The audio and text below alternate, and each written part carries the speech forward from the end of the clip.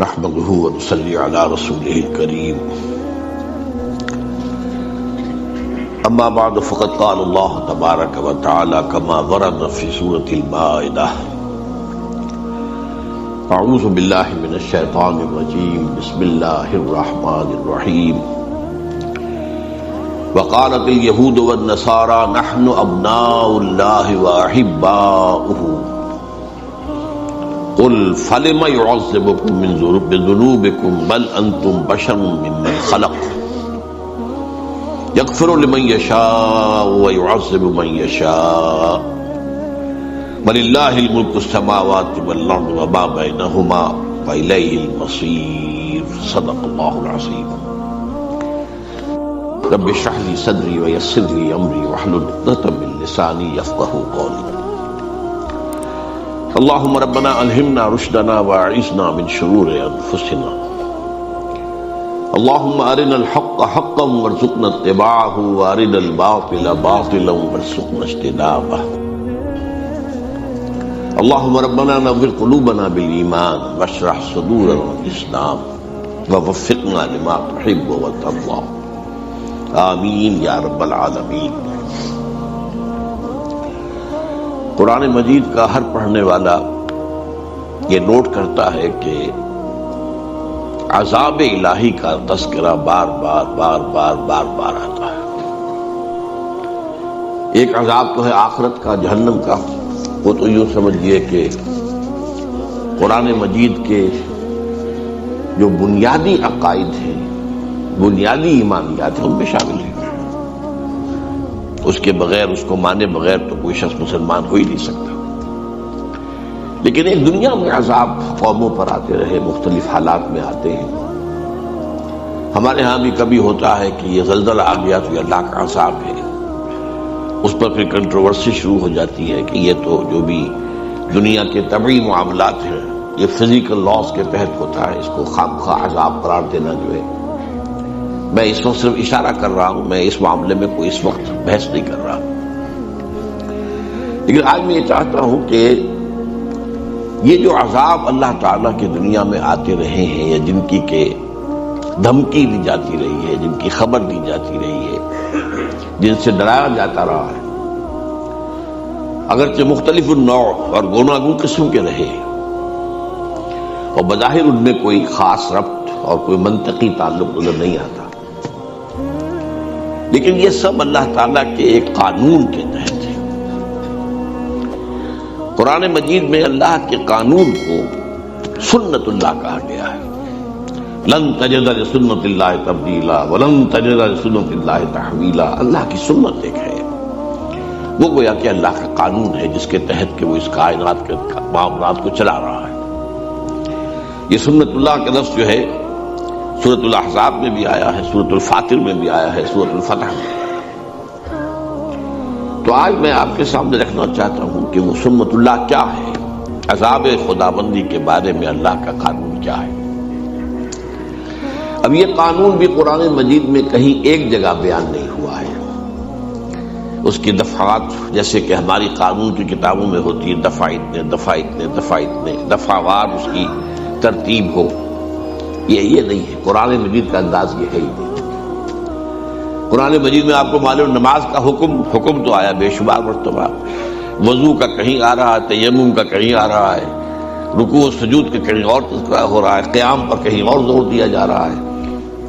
تو وہ سب کو جوڑ کر، اور ان کو جوڑنے والی شے سنت رسول صلی اللہ علیہ وسلم، لیکن یہ کہ ان کو جوڑ کر آدمی جو ہے وہ پورا معاملہ اخذ کر سکتا ہے۔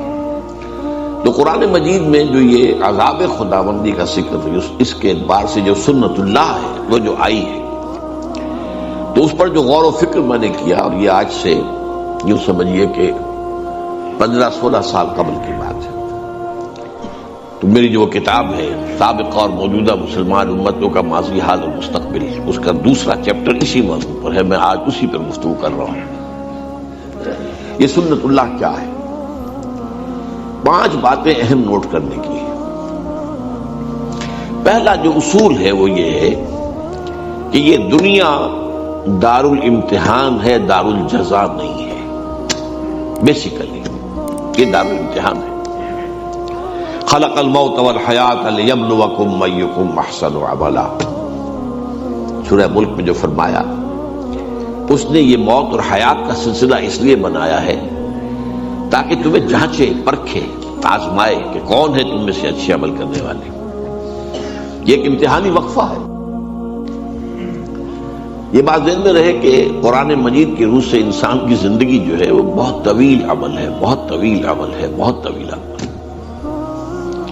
وہ جو اقبال نے کہا ہے کہ تو اسے پیمانہ امروز و فردا سے نہ ناپ، یہ آج کل پرسوں، یہ 7 دن میں ہفتہ ہو گیا، پھر مہینہ ہو گیا، یہ پیمانے کیا ہیں؟ انسان کی زندگی ان پیمانوں سے ناپی جانے والی نہیں ہے. تو اسے پیمانہ امروز و فردا سے نہ ناپ، جاوداں پہم دواں ہر دم جواں ہے زندگی. بہت طویل ہے. سب سے پہلی بات تو ہم جانتے ہیں ایک یہ حیات دنیاوی ہے، ایک حیات برزخی ہے جو آج آنکھ بند ہوگی یہاں قبر میں اتار دیے جائیں گے تو حیات برزخی شروع، وہ بھی حیات ہے. پھر حیات اخروی ہے جس کا کوئی حد ہے ہی نہیں، جاوداں پہم دواں ہر دم جواں ہے زندگی، وہ تو اس کا تو خاتمہ ہے ہی نہیں. اور اس میں ایک اور بات جو لطیف ہے، جو میرا جو کتاب چاہے کہ زندگی، موت اور انسان، یہ چھوٹا سا کتاب چاہے، میرا خیال ہے 20-25 صفحے ہوں گے کل. اس میں ایک اور حقیقت میں نے بیان کی ہے. ایک زندگی اس دنیا میں آنے سے پہلے ہم گزار کے آئے، وہ زندگی تھی صرف روحانی زندگی، ارواح تھی ہماری، اجساد نہیں تھے، جسم نہیں تھے. اور ان ارواح سے اللہ نے عہد لیا تھا، الستو بربکم قالوا بلا. اب ظاہر بات ہے کہ جن سے عہد لیا گیا ہے وہ کوئی معدوم شے تو نہیں تھی، وہ کوئی مردہ شے تو نہیں تھی. عہد تو ہوتا ہے، آپ کہتے ہیں میں بقائمی ہوش و حواس اقرار کرتا ہوں، تو بغیر کسی ہوش و حواس کے عہد کا کوئی سوال ہی نہیں. تو ایک زندگی ہماری وہ تھی جو اس دنیا میں آنے سے پہلے ہم گزار چکے ہیں. اسی کو قرآن مجید میں سورہ مومن میں جو بیان کیا گیا ہے، یہ پھر اس میں کتاب سے کوئی آپ پڑھیں گے تو بات پوری سمجھ میں آئے گی کہ جہنمی جو ہے نا یہ فریاد کریں گے، ربنا امتنا نسنتین واحییتنا نسنتین فاعترفنا بذنوبنا فہل الی خروج من سبیل. اے اللہ تو نے ہمیں 2 مرتبہ مارا، 2 مرتبہ زندہ کیا، تو اب یہاں سے نکلنے کی بھی کوئی شکل ہے کہ نہیں؟ 2 مرتبہ مارا، اور مارا پہلے ہے، امتنا نسنتین واحییتنا نسنتین. وہ ارواح کی تخلیق کے بعد ہمیں سلا دیا گیا، کولڈ سٹوریج میں رکھ دیا گیا، وہ پہلی موت تھی. پھر رحم مادر میں جب میرا حجولہ تیار ہو گیا 120 دن میں، پھر میری روح وہاں سے لا کر داخل کی گئی. اب یہ حیات دنیاوی شروع ہو گئی. پھر موت ہوگی تو یہ جسم میرا جہاں سے آیا تھا وہیں جائے گا، وہ تو زمین سے آیا تھا، منہا خلقناکم وفیہا نعیدکم. لیکن وہ روح جہاں سے آئی تھی وہاں جائے گی. انا للہ و انا الیہ راجعون.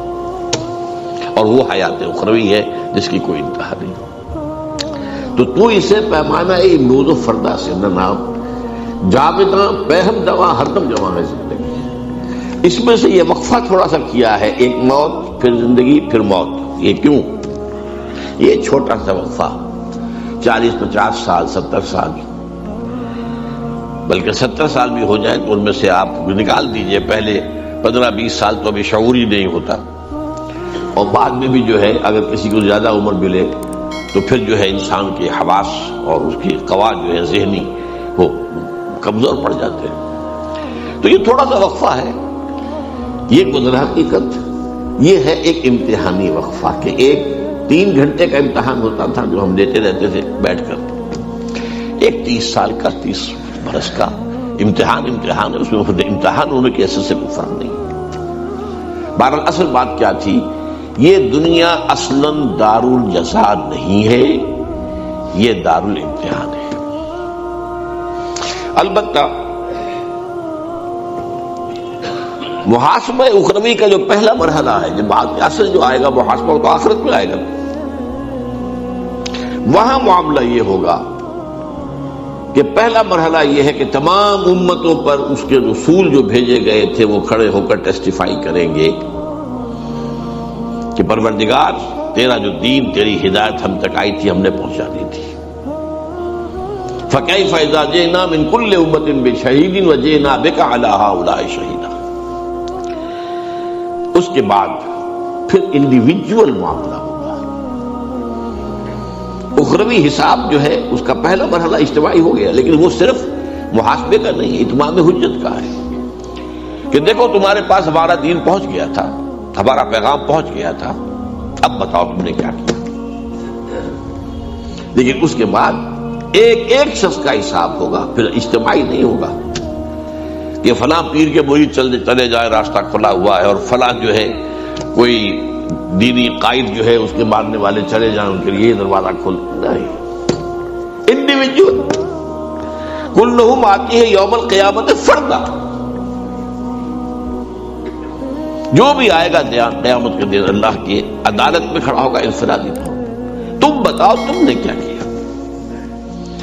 تمہیں ہم نے یہ دیا یہ دیا یہ دیا۔ اور آپ کو معلوم ہے، یہ کئی دفعہ میں نے بات واضح کی ہے، ہر انسان کو اللہ نے برابر چیزیں نہیں دی ہیں، کسی کو زیادہ دی ہے، کسی کو کم دی ہے۔ کوئی پیدائشی طور پر جو ہے بہت ذہین ہے، کوئی اتنا نہیں ہے، یا کون ذہن ہے ہوتے ہیں، کوئی پیدائشی طور پر جسمانی طور پر کمزور ہوتے ہیں، کوئی پیدائشی طور پر قوی ہوتے ہیں۔ پھر حالات مختلف ہیں، کہاں پیدا کیا۔ ظاہر بات ہے کہ جینز جو آپ لے کر آ رہے ہیں، میں لے کر آیا ہوں، وہ میرے اور ہیں، آپ کے اور ہیں۔ اور پھر یہ کہ جس ماحول میں میں پلا بڑھا ہوں وہ اور تھا، آپ جس میں پڑے بڑے وہ اور ہیں۔ یہ گیون ہے انسان کے لیے۔ اب اس میں مزید گیون کیا ہے، تم تک میری ہدایت بھی پہنچ گئی تھی، اب بتاؤ تم نے کیا کیا۔ فَكُلُّهُمْ آتِيَ يَوْمَ الْقِيَامَةِ فَرْدًا۔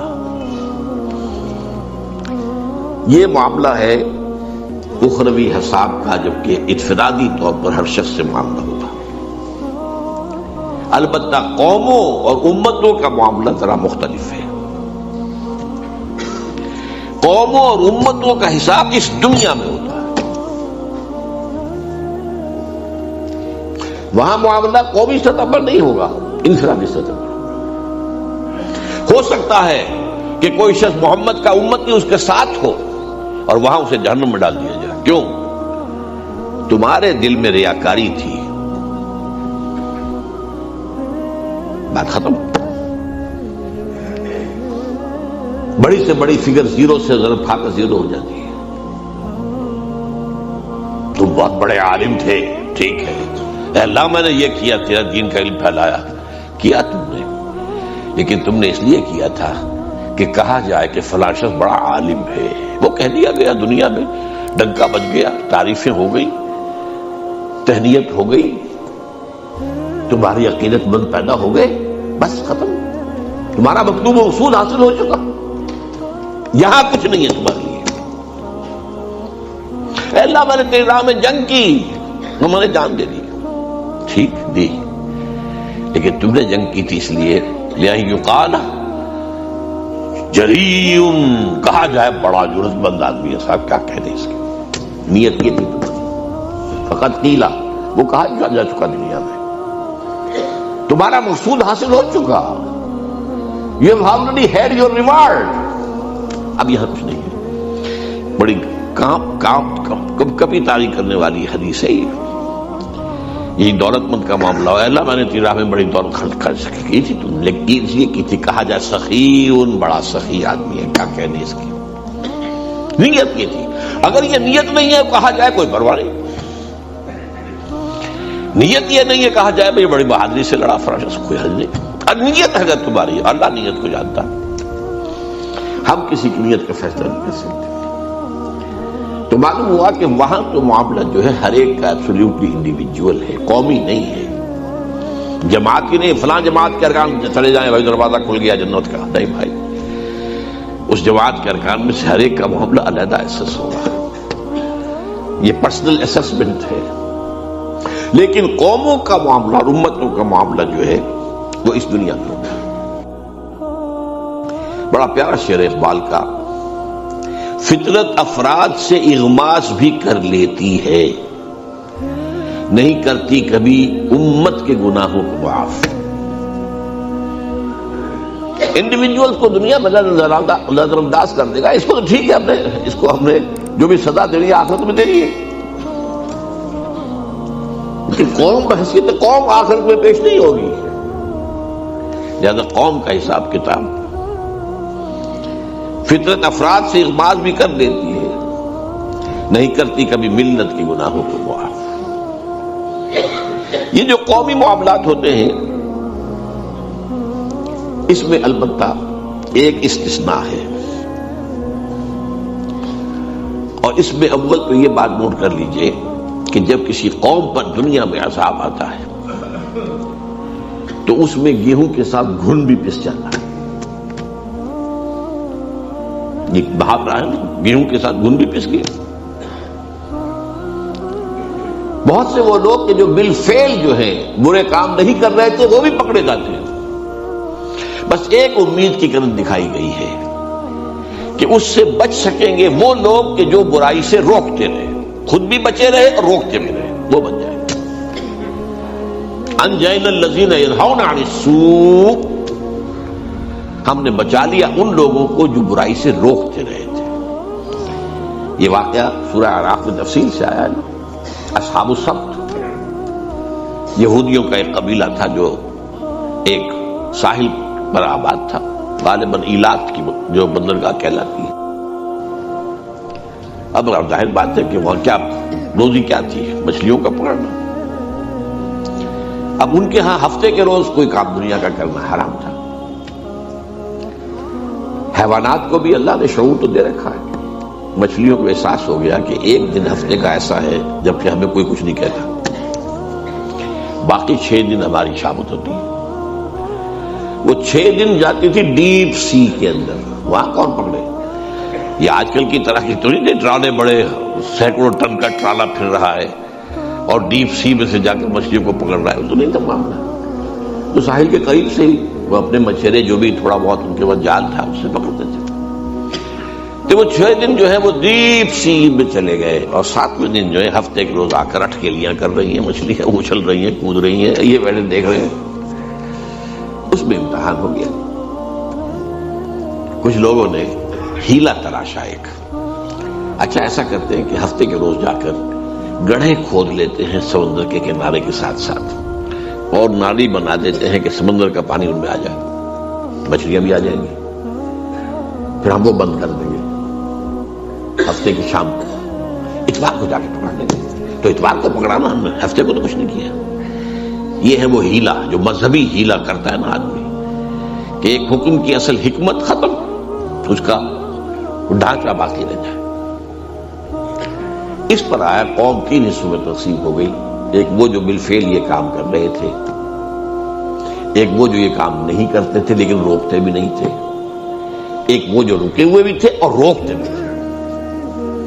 تو جب عذاب آیا اللہ کا، انجینا الذین ینہون عن السوء، ہم نے نجات دے دی ان کو کہ جو اس بدی سے روکتے رہے تھے۔ اب دوسرا عذاب جو ہے جو دنیا میں آتا ہے، جو عذاب استیصال ہے، جو آتا رہا ہے، اب اس کا سلسلہ بند ہے سوائے ایک ماضی کے قرض کے جو ادا ہونا ہے۔ اس کو اچھی طرح سمجھ لیجیے بات ہے۔ عذاب استیصال کسے کہتے ہیں؟ اصل کہتے ہیں جڑ کو، جڑ سے اکھاڑ لینا۔ ایک تو یہ ہے کہ آپ نے کسی پودے کو کاٹ دیا، اس کا تنا ہے، اس میں پھر کوئی شاخ نکل آئے گی، پھر کوئی پتیاں آ جائے گی، آپ نے جڑ سے اکھاڑ دیا تو کچھ سوال کرنا۔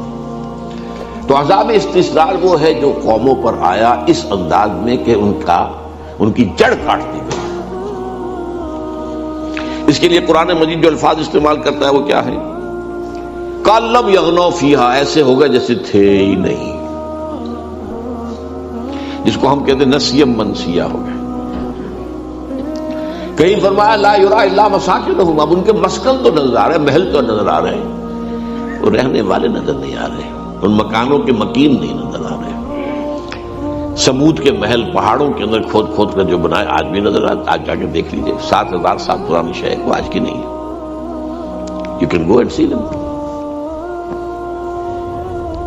اور تیسری اصطلاح ہے فَقُطِعَ دَابِرُ الْقَوْمِ الَّذِينَ ظَلَمُوا، اس ظالم قوم کی جڑ کاٹ دی گئی۔ اس لیے میں نے اس کے لیے لفظ آپ کو بھی بتایا، استیصال، ایک استحصال ہے کے ساتھ، کسی سے کوئی زبردستی فائدہ لینا، استحصال، یہ استحصالی معاشرہ ہے، ایکسپلائٹیٹو ہے، ایکسپلائٹیشن، ایک استحصال، اصل سے جڑ سے اٹھا۔ یہ کن قوموں پر آتا ہے یا آیا ہے؟ جن کے پاس اللہ کو رسول بھیج دے اور رسول اپنے قول اور اپنے عمل سے، اپنی دعوت سے اتمام حجت کر دے اور قوم بحیثیت مجموعی اسے رد کر دے۔ اس میں پہلی بات نوٹ کیجیے، یہ انبیاء کا معاملہ یہ نہیں، رسولوں کا معاملہ ہے، رسول کا لفظ ہے۔ جبھی میں آپ کو آیات بھی سناؤں گا، رسول بھیجا جائے معین طور پر، جاؤ ادھر، اذهب الى فرعون انه طغى، جاؤ موسیٰ فرعون کی طرف۔ اب یہ رسول ہے۔ حضرت یوسف اس طرح بھیجے نہیں گئے تھے، وہ نبی تھے، رسول نہیں تھے۔ سمجھ رہے ہیں میری بات؟ نبی اور رسول میں بہت فرق ہے۔ بس ایک بات جو ہے سب کے نزدیک متفق علیہ ہے، نبی عام ہے، رسول خاص ہے۔ ہر رسول تو لازماً نبی ہے، ہر نبی رسول نہیں ہے۔ اسی لیے جو مشہور ہے کہ 1.25 لاکھ جو ہے انبیاء آئے ہیں دنیا میں، جبکہ رسول 313 آئے ہیں۔ بہرحال ایک قوم کی طرف اللہ نبی بھیج رہا ہے، لیکن اس کے بعد پھر بالآخر اتمام حجت کے لیے ایک رسول بھیج دیا۔ اب اس رسول کی دعوت کا بحیثیت مجموعی انکار کیا، 2 4 6 8 10 آدمی آ گئے، بس اللہ کا فضل، ان پر وہ عذاب استحصال آتا ہے۔ گویا کہ ثابت ہو جاتا ہے اس قوم میں کوئی خیر نہیں ہے۔ وہ جو میں نے کچھ دنوں پہلے آپ کو سورہ نوح کی آیات سنائی تھی، وقال رب لا تذر على الارض من الكافرين ديارا انك ان تذرهم يضلوا عبادك ولا يلدوا الا فاجرا كفارا۔ اے پروردگار، اس قوم کا بیج مارا گیا ہے، یہاں سے کسی خیر کی توقع، ان کی نسلوں میں سے بھی کوئی اب جو ہے خیر کی طرف آنے والا نہیں۔ کس درجے مایوسی اور کس قدر غضب۔ تو جب رسول آ گیا اور بات نہیں مانی تو پھر وہ قوم ہلاک کر دی جاتی تھی۔ کأن لم یغنوا فیہا لا یری الا مساکنہم قطع دابر القوم الذین ظلموا۔ یہ معاملہ ہوا حضرت نوح کی قوم کے ساتھ، حضرت ہود کی قوم کے ساتھ، حضرت صالح کی قوم کے ساتھ، حضرت لوط کو جن شہروں کی طرف بھیجا گیا، حضرت شعیب کی قوم کے ساتھ، آل فرعون کے ساتھ۔ یہ 6 رسول جو ہیں، ان کے بارے میں بار بار قرآن مجید میں ان کے معاملات آئے ہیں تکرار اور اعادے کے ساتھ۔ یہ ہے عذاب استحصال۔ اس میں بھی ایک بات تو میں نے آپ کو بتا دی کہ نبی کا معاملہ نہیں ہے، یہ رسول کا معاملہ ہے۔ چنانچہ سورہ بنی اسرائیل میں فرمایا وما كنا معذبین حتی نبعث رسولا۔ ہم عذاب، یہ عذاب مراد عام عذاب نہیں، عذاب استحصال یہاں مراد۔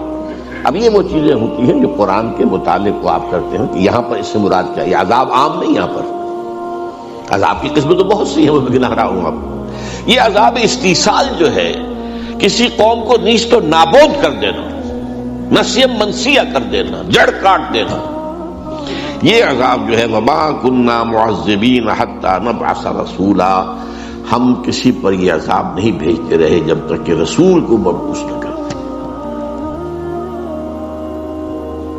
اور یہ بات آگے اور فرمائی ہے وما كان ربك مهلك القرى حتى يبعث في امها رسولا۔ اللہ کا یہ معاملہ نہیں رہا کہ وہ بستیوں کو ہلاک کر دے جب تک کہ ان کی مرکزی بستی کے اندر رسول نہ بھیج دے۔ یہ اب ظاہر بات ہے کہ ایک قوم ہے، اس کی بستیاں ہیں، آبادیاں ہیں، اب ہر بستی ہر آبادی میں تو رسول نہیں بھیجا جائے گا نا، لیکن اس کی ایک مرکزیت ہے، اس کا ایک مرکزی جگہ ہے۔ اس لیے مکے کو کہا گیا ام القریٰ، یہ عرب کی بستیوں کی ماں، جڑ یہ ہے۔ حتی نبعث فی امہا رسولا، جب تک کہ ان کی جو جڑ والی اور مرکزی بستی ہوتی ہے اس میں ہم رسول نہیں بھیج دیتے تھے، اس وقت تک کوئی ہلاکت کا یہ عذاب اللہ تعالیٰ نہیں بھیجتا رہا ہے۔ یہ عذاب بھی ایک اور بات جو قرآن سے معلوم ہوتی ہے سورہ سجدہ سے، ایک دم نہیں آ جاتا۔ رسول ہے، دعوت دے رہا ہے، بات ابھی پہنچ رہی ہے، کچھ تک پہنچ گئی ہے، کچھ تک ابھی نہیں پہنچی ہے، لیکن اس دوران میں اللہ چھوٹے چھوٹے عذاب بھیجتا رہتا ہے تاکہ ہوش میں آ جائے، جاگ سکتے ہو تو جاگ جائے۔ آسانیوں سے عیش ہے، کھانے کو آ رہا ہے، یاتیہا رزقہا رغداً من کل مکان، رزق بھی چلا آ رہا ہے، کھا رہے ہیں، تو آدمی کے اندر ظہور پیدا ہو جاتا ہے، غفلت پیدا ہو جاتی ہے۔ اسی لیے حدیث میں آتا ہے ما قل وکفا خیر مما کثر والہا، جو چیز زیادہ ہو اور تمہیں غافل کر دے اس سے بہتر ہے وہ جو کم ہو لیکن کفایت کر جائے، بس ضرورت پوری ہو جائے، کسی کے سامنے ہاتھ نہ پھیلانا پڑے، اپنی عزت نفس ہتھیلی پر رکھ کر کسی کے سامنے پیش نہ کرنی پڑے۔ ما قل ہو کم، ما قل وکفا خیر مما کثر والہا، یہ بہتر ہے اس سے کہ جو کثیر ہو لیکن اس کثرت کی وجہ سے غفلت آ جائے، الہا ہو جائے، الہاکم التکاثر۔ پھر آدمی جو ہے سمجھتا ٹھیک ہے مال تو ہے میرے پاس، کائے کی فکر ہے۔ اس اعتبار سے یہ عذاب استیصال کے آنے سے پہلے چھوٹے چھوٹے عذاب، وَلَنُذِيقَنَّهُم مِّنَ الْعَذَابِ الْأَدْنَىٰ دُونَ الْعَذَابِ الْأَكْبَرِ لَعَلَّهُمْ يَرْجِعُونَ۔ یہ سورہ سجدہ کی آیت ہے۔ یہ سورہ مبارکہ جو حضور جمعے کو عموماً فجر میں پہلی رکعت میں پڑھتے تھے، سورہ سجدہ۔ وَلَنُذِيقَنَّهُم مِّنَ الْعَذَابِ الْأَدْنَىٰ دُونَ الْعَذَابِ الْأَكْبَرِ، اب اس کو عذاب اکبر کہا گیا، جسے میں عذاب استیصال کہہ رہا ہوں، وہ بڑے عذاب سے پہلے کہ جبکہ ان کا بالکل نسیہ منسیہ کر دیا جائے، اس سے پہلے چھوٹے چھوٹے عذاب، تاکہ اگر ہوش میں آ سکتے ہوں تو آ جائے، اگر نشہ جو ہے وہ چھوڑا ہے تو آدمی جو ہے ہوش میں آ جائے گا، نیند پہ آدمی تو خیر اس کا کوئی امکان نہیں، لعلہم یرجعون، تاکہ جو بھی لوٹ سکتے ہو لوٹ آئیں، جو بھی جاگ سکتے ہو جاگ جائیں۔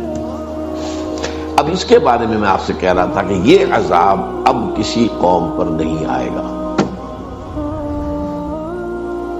کیوں نہیں آئے گا؟ اب نہ کوئی رسول آئے گا، نہ یہ عذاب آئے گا۔ اس عذاب کے لیے شرطیں لازم ہے، وما كنا معذبین حتی نبعث رسولا، رسول تو کیا آئے گا، نبی ہی نہیں آئے گا تو نبی رسول کہاں سے آ جائے گا؟ وہ تو نبوت ختم ہو گئی محمد رسول اللہ صلی اللہ علیہ وسلم۔ رسالت کے لیے نبوت تو پری کوالیفیکیشن ہے نا، پری کوالیفیکیشن، پہلے نبی ہو تو پھر رسول ہو۔ لہذا یہ عذاب کسی پر نہیں آئے گا، الا ایک استثناء ہے، یہ بہت اہم بات ہے، سمجھ لیجیے۔ ماضی کا ایک قرض ہے جو ادا کرنا ہے، وہ قرض کیا ہے؟ یہودیوں کی طرف اللہ نے رسول بنا کر بھیجا حضرت عیسیٰ کو۔ سورہ آل عمران میں فرمایا رسولاً الی بنی اسرائیل، نبی تو ان سے پہلے بہت آئے تھے، بالکل ان کے زمانے میں بھی موجود تھے، حضرت یحییٰ نبی تھے، حضرت زکریا ان کے والد نبی تھے، نبی تو تھے، لیکن آخری پھر حجت کے طور پر میں نے کہا نبی تو آتے رہتے تھے، آتے رہتے تھے، آتے رہتے تھے۔ نبی کے ساتھ وہ معاملہ نہیں ہے کہ اگر آپ نے دعوت رد کر دی تو ان پر عذاب آ جائے گا، نہیں۔ لیکن رسول کے بعد پھر عذاب آتا ہے۔ بنی اسرائیل نے حضرت عیسیٰ کا انکار کیا من حیث المجموع، نہ صرف انکار کیا، ان کو ہلاک کرنے کے درپے ہوئے۔ یہ ان کے علماء کا فتویٰ تھا کہ مسیح مرتد ہے، جادوگر ہے، کافر ہو گیا ہے۔ اس سے پہلے اس سے بھی بڑی بات کہتے تھے کہ یہ ولد الزنا ہے، آج بھی کہتے ہیں یہودی باسٹرڈ۔ اور کمال یہ ہے دیکھیے کہ ان یہودیوں کو عیسائیوں نے اپنے سب کے اوپر اٹھایا ہوا ہے، جو ان کے نبی کو، نبی نہیں، جو ان کو خدا، جو ان کا جو خدا ہے ان کو باسٹرڈ کہتے ہیں۔ یہ کمال ہے دنیا کے اندر، اس کا تو آپ نے کہیں کوئی مثال دیکھی ہی نہیں ہوگی۔ سن آف مین پکچر بناتے ہیں باقاعدہ، تم جسے سن آف گاڈ کہتے ہو سن آف مین ہے، اتنی ان کی جرت ہے، جسارت ہے، اس طرح چھائے ہوئے ہیں عیسائیوں کے اوپر۔ فرنگ کی رگے جہاں پنجہ یہود میں، عیسائیت در حقیقت پنجہ یہود کے اندر ہے، اعلی کار ہے۔ لہذا اللہ نے کیا کیا؟ ایک شکل تو یہ تھی کہ اسی وقت یہود کے اوپر عذاب استحصال آ جاتا۔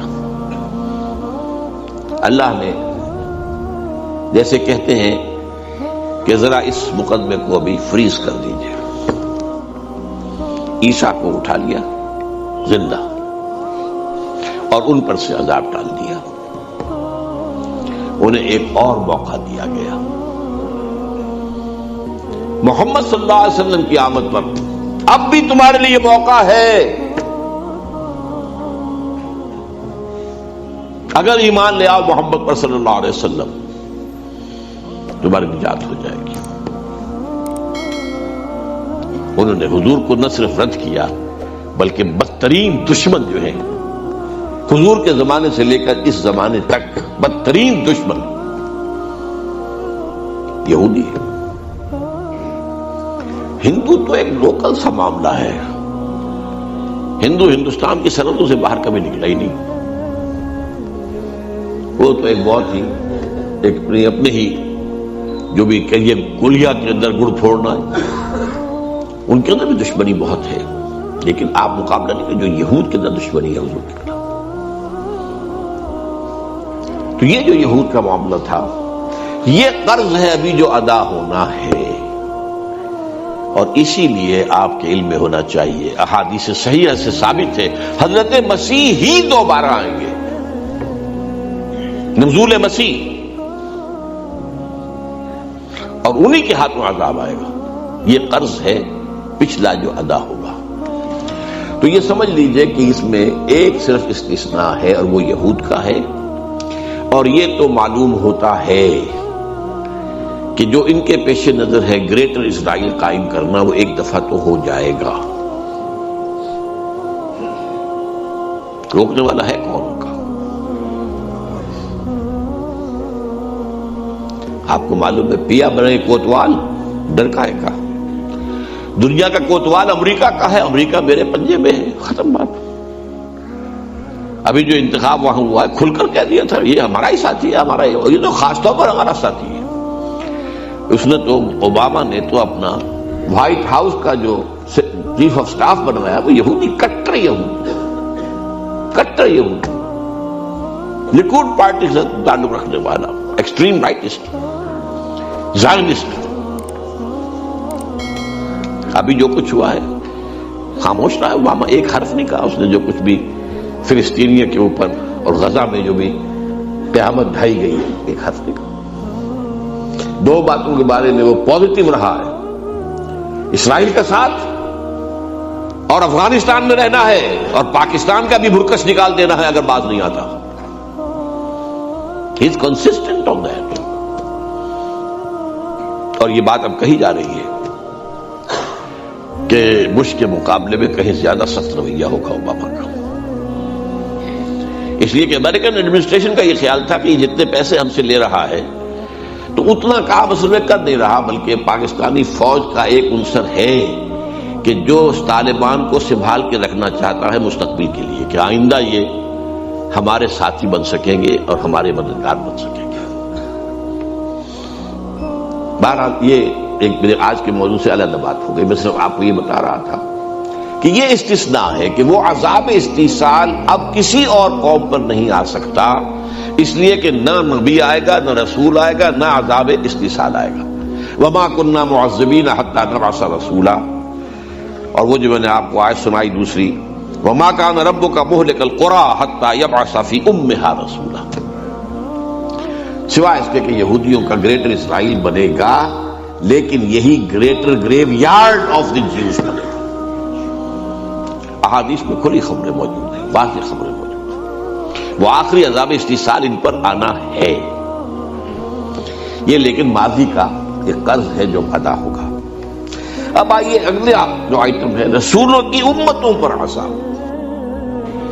ایک تو وہ ہے جو رسولوں کا جنہوں نے انکار کیا، بالکل یہ انکار کر دیا تو ختم۔ رسولوں کی امتوں پر جو عذاب آتا ہے وہ کیوں آتا ہے؟ لما تقولون ما لا تفعلون کبر مقتا عند اللہ ان تقولوا ما لا تفعلون. جس قوم کو اللہ اپنی کتاب دے، اپنی شریعت دے، وہ اس زمین پر اللہ کی نمائندہ بن جاتی ہے. اگر وہ اس کتاب اور شریعت کے مطابق عمل کرے تو رحمتیں ہوں گی. لئن شکرتم لازیدنکم، اور دوں گا اور دوں گا اور دوں گا. اور اگر تم نے اپنے عمل سے مس ریپرزینٹ کیا ہمارے دین کو تو تم کافروں سے بدتر. پھر یہ نہ سمجھنا کہ ہم تو فلاں کے امتی ہیں، ہم تو فلاں کے اولاد ہیں، ہم تو ابراہیم کے اولاد ہیں، ہم تو یعقوب کی اولاد ہیں، بنی اسرائیل ہیں، ہم تو محمد کے امتی ہیں. کچھ بھی ہوا کرو، معاملہ محمد کے امتی ہو، لیکن تورات سے تم خود کیا ہو؟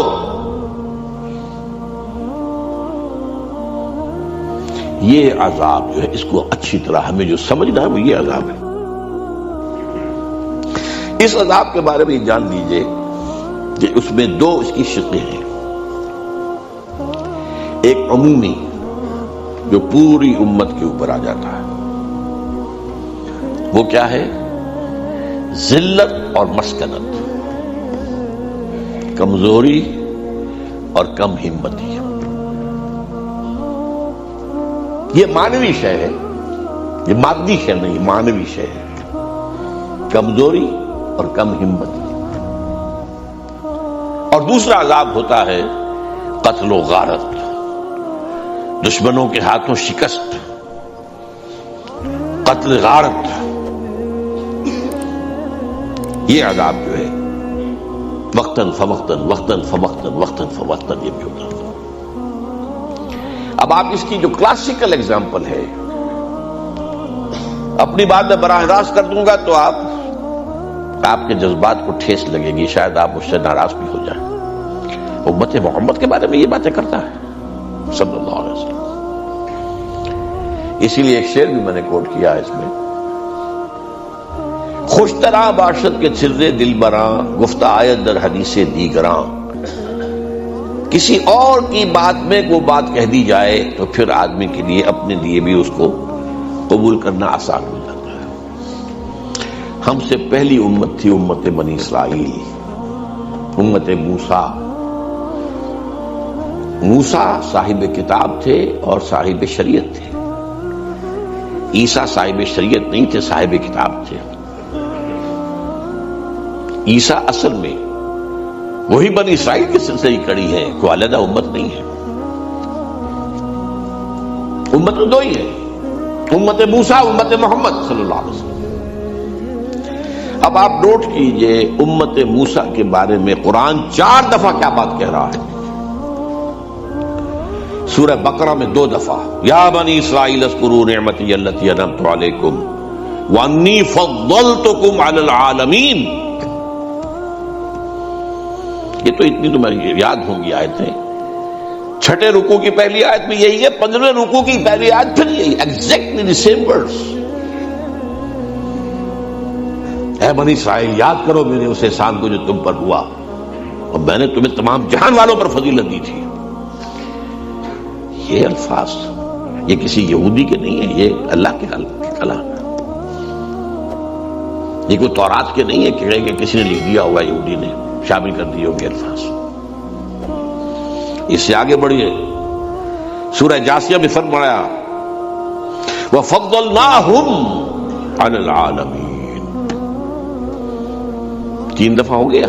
4تھی مرتبہ سورہ دخان میں ہے وَلَقَدْ اخْتَرْنَاهُمْ عَلَى عِلْمٍ عَلَى الْعَالَمِينَ. ہم نے تو ان کو چن لیا تھا اپنے علم کی بنیاد پر تمام جہان والوں. اب دیکھیے ان کے قول کی تائید کر رہا ہے قرآن. دیکھ لیں we are the chosen people of the Lord. ہم تو خدا کے چنیدہ بندے ہیں، منتخب بندے ہیں، ہمیں تو چنا ہے. قرآن کہہ رہا ہے وَلَقَدْ اخْتَرْنَاهُمْ عَلَى عِلْمٍ عَلَى الْعَالَمِينَ. وہ اندازہ ہوا آپ کو اس امت کی عظمت کا. ویسے تو ہم لفظ یہودی گالی کے طور پہ استعمال کرتے ہیں نا، وہ ٹھیک ہے، لیکن آپ اس امت کے بارے میں قرآن کیا کہہ رہا ہے؟ لیکن پھر اسی امت کے بارے میں ضربت علیہم الذلۃ والمسکنۃ وباؤوا بغضب من اللہ، ان پر ذلت اور مسکنت تھوپ دی گئی اور وہ اللہ کے عذاب کو لے کر لوٹے۔ یہ میں نے آپ کو بتایا دو حصوں میں۔ ذلت و مسکنت معنوی ہے، کم ہمتی، جیسے کہا کہ نیوروسینیا، کسی شخص کو اعصاب کی کمزوری ہو جاتی ہے، اچھا بھلا ہے، سب کو ڈاکٹر دیکھ کے بتا رہے کوئی خرابی نہیں، کچھ نہیں، کوئی کمی، ہارٹ بھی ٹھیک ہے، سب ٹھیک ہے، بلڈ پریشر ٹھیک ہے، یہ بھی ٹھیک ہے، لیکن اندر سے معلوم سے کھوکھلا ہو گیا اعصاب۔ یہ ہے مسکنت۔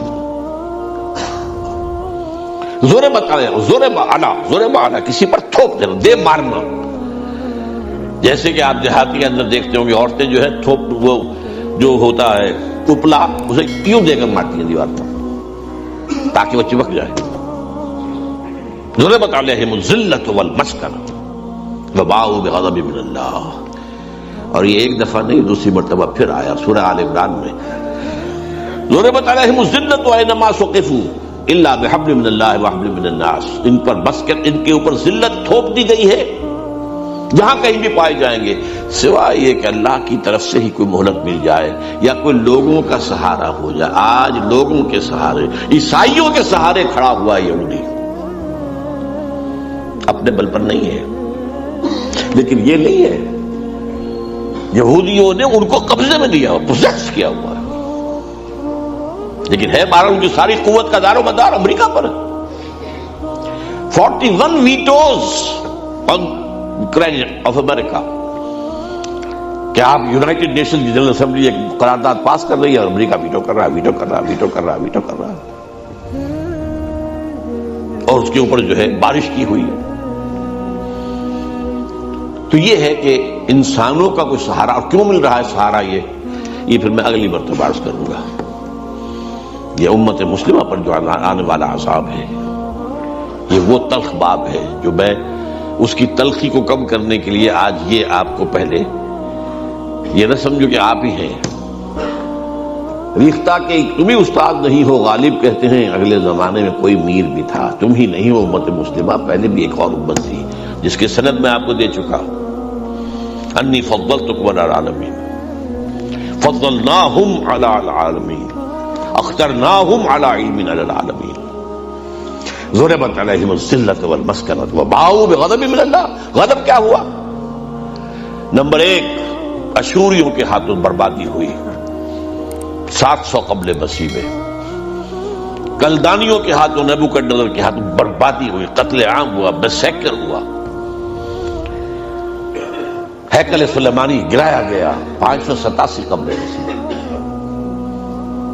پھر وہ دوبارہ اللہ نے ایک مہلت دی، پھر انہیں آباد کیا، پھر انہوں نے وہ بنایا اپنا ہیکل سلیمانی، پھر آ کر یونانیوں نے رگڑا، رومیوں نے رگڑا، اور رومیوں نے، ایک رومن نے، ٹائٹس نے 70 عیسوی میں وہ ان کا جو ہے ہیکل بگڑا دیا، اور 1,33,000 یہودی ایک دن میں قتل کیے